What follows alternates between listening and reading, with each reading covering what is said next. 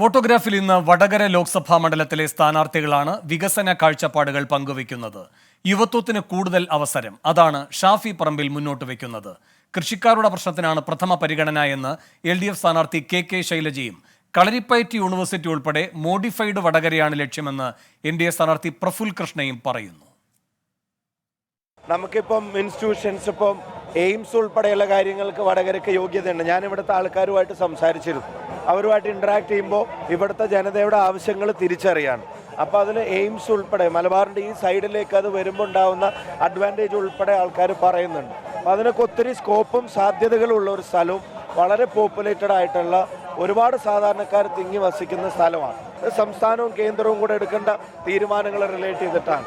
മറ്റ് ഒരു പ്രധാനപ്പെട്ട ഒരു മൂവ്മെൻ്റ് എന്ന് പറയുന്നത് ഇവിടുത്തെ ചെറുപ്പക്കാർ വളരെ സ്കിൽഡ് ആയിട്ടുള്ള, വളരെ പോസിറ്റീവ് വൈബ്സ് ഉള്ള, ഒത്തിരി കഴിവുള്ള ഒരുപാട് ചെറുപ്പക്കാരുണ്ട്. അപ്പോൾ ആ ചെറുപ്പക്കാർക്ക് കൂടുതൽ ഓപ്പർച്യൂണിറ്റീസ് പ്രൊവൈഡ് ചെയ്യുന്ന ഒരു പ്ലാറ്റ്ഫോം ഫ്ലോട്ട് ചെയ്യാൻ ഞാൻ ആലോചിക്കുക.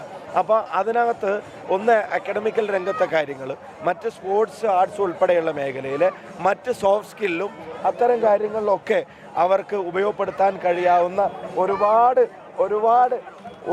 കാര്യങ്ങളുണ്ട്. മണ്ഡലത്തിൻ്റെ ആദ്യത്തെ പരിഗണന ഇവിടുത്തെ കൃഷിക്കാരുടെ പ്രശ്നങ്ങൾ എടുക്കലാണ് എന്നുള്ളതാണ്.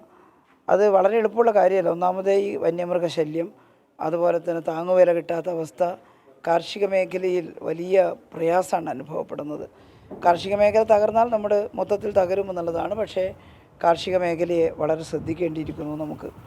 അതിന് ഞാൻ പറയുന്നത് കേന്ദ്ര ഗവൺമെൻറ് പ്രത്യേക പ്രോജക്റ്റ് തരണം, പണവും തരണം. വന്യമൃഗശല്യം ഒഴിവാക്കാൻ സംസ്ഥാനം മാത്രം വിചാരിച്ചാൽ സാധിക്കില്ല. അതിൽ മിക്കവാറും നിയമങ്ങളെല്ലാം തന്നെ, വന നിയമങ്ങളെല്ലാം തന്നെ സെൻട്രൽ ആക്റ്റാണ്, കേന്ദ്രവുമായി ബന്ധപ്പെട്ടതാണ്. അതിൽ ചിലയിടത്തെല്ലാം ചില ഭേദഗതികളൊക്കെ വരുത്തേണ്ടതായിട്ട് വരും. അപ്പോൾ അത് വിദഗ്ധരുമായിട്ട് ആലോചിച്ച് അതിൻ്റെ മാർഗ്ഗങ്ങൾ എന്താണ് കണ്ടെത്തി കേന്ദ്ര ഗവൺമെൻറ്റിൽ സമ്മർദ്ദം ചെലുത്തുക എന്നുള്ളതാണ് പ്രധാനമായിട്ട് കാണുന്നത്. അതുപോലെ കാർഷിക ഉൽപ്പന്നങ്ങളുടെ താങ്ങുവില വർദ്ധിപ്പിക്കണം. കൃഷി നശിച്ചു പോയാൽ കിട്ടുന്ന നഷ്ടപരിഹാരം, ഇത് സംസ്ഥാനം എത്ര തന്നെ വിചാരിച്ചാലും അതിനൊരു പരിമിതിയുണ്ട് നമ്മുടെ പ്ലാൻ ഫണ്ടിൽ നിന്ന് ഇതെല്ലാം കൊടുക്കാൻ. അപ്പോൾ അതും കേന്ദ്രം പ്രത്യേകിച്ച് കാണേണ്ടതാണ്.